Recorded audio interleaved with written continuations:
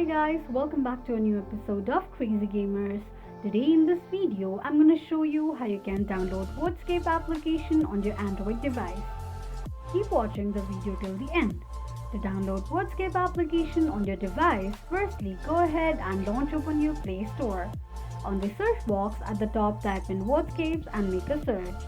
You're going to see the search results displayed on the screen. Tap on the application and simply click on Install button to start the downloading process.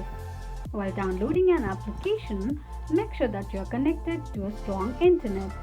Once the application is downloaded, tap on Play button to launch the application. Open the application and that is how you will be able to download Wordscape's application on your Android device quickly and easily just in few steps. If you have any thoughts or queries, let us know in the comment section. Don't forget to subscribe to our channel. Also press the notification bell icon so that YouTube will notify you whenever we post a new video. I hope this video was helpful to you. Thank you so much for watching.